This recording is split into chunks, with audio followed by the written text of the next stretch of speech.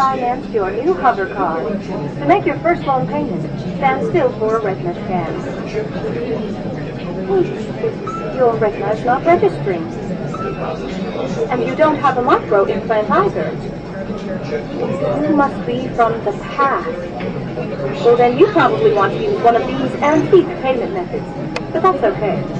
Payment methods are always evolving. From barter, to cash, to checks, and to electronic transactions.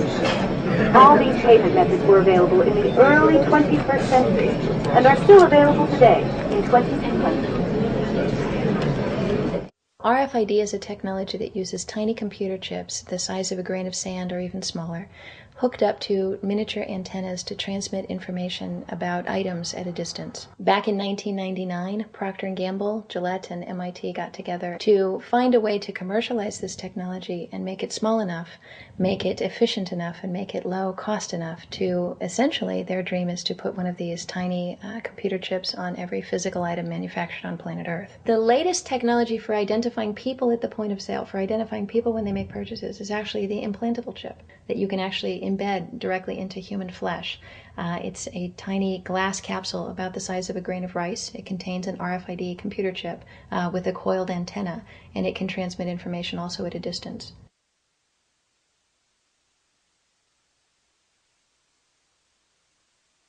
Can a microscopic tag be implanted in a person's body to track his every movement? There's actual discussion about that. You will rule on that, mark my words, before your tenure is over.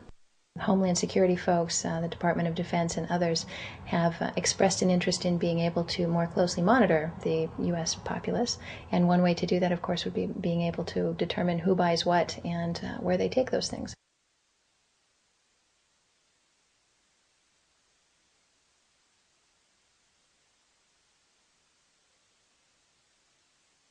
Radio waves can travel through walls, they can travel through wood, they can travel through the things we normally rely on to protect our privacy.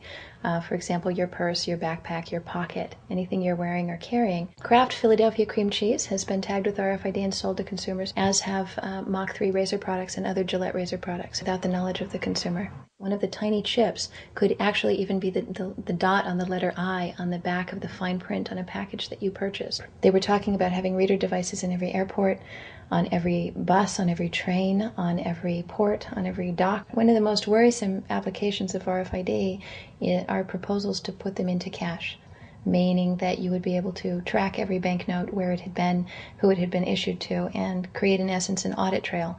That would essentially take away the anonymity of cash that we now enjoy today. Once everything you do is tied down to a single number and there is no longer the ability to pay with cash, then all it takes to render you a non-citizen is to simply turn that chip off. You will no longer be able to really participate in any function in society, including buy food. So through the implementation of the Federal Reserve System, the American citizen has gone from being a private individual who had real money, gold, in his possession, that was private, to a citizen who has no privacy because all money is now being digitized. They can deduct whatever amount of money they want out of your digits whenever they want. They can trace you whenever they want. You'll be at their mercy. God forbid we allow this to happen in America. This is absolutely Orwellian. I mean, it's talking about Big Brother looking over your shoulder at absolutely everything you do, every purchase you make, every place you go, every company you interact with. All of that would be reported back potentially to the government. I met Rockefeller through a female attorney I knew who called me up one day and said, one of the Rockefellers would like to meet you. I had made a video called Mad as Hell, and he'd seen the video and wanted to meet me and knew I was running for governor of Nevada. So sure, I'd love to meet him.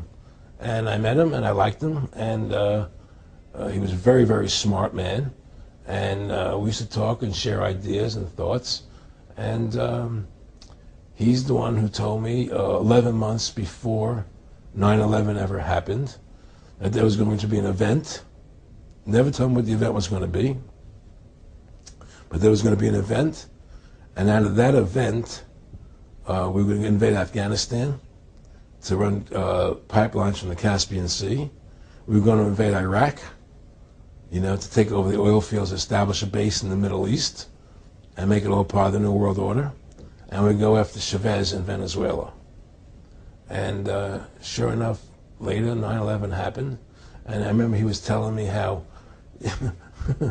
how you're going to see soldiers looking in caves for people in Afghanistan and Pakistan and all these places, and there's going to be this war on terror, which is no real enemy, and the whole thing is a giant hoax, but it's a way for the government to take over the American people. He told you it was going to be a hoax. Oh yeah.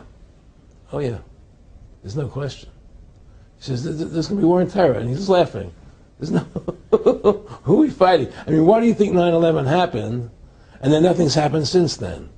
Do you think that our security is so great here that these people who pulled off 9/11, who were able to, can't knock down another plane? Come on, it's ridiculous. 9/11 was done by people in our own government and our own banking system to perpetuate the fear of the American people into subordinating themselves to anything the government wants them to do. That's what it's about, and to create this war, this endless war on terror. Well, in your words, just go through the process, and then what he said. Well, what it is remember we were friends, and we used to go to my house a lot. We'd have dinner, we'd talk, and he'd tell me about business investments, how you get involved in, or they would help me with this business investment or that business investment. And was I interested in joining the Council on Foreign Relations? I would have to get a letter to join them, but was I interested in that? And just stuff, leading you on. And I used to say to him that I never really did that because that wasn't where I was coming from. As much as I like you, Nick, your ways and my ways we're on the opposite side of the fence. I don't believe in enslaving people. And he would come back with, "Oh, I do." Or? Well, it would be more like it's better for them. Well, it's more like how do I put it? It was like, what do you care about them? What do you care about those people? What difference does it make to you? Take care of your own life. Do the best you can for you and your family. What do the rest of the people mean to you? They don't mean anything to you. They're just serfs. They're just people. It was just a lack of caring, and that's just not who I was.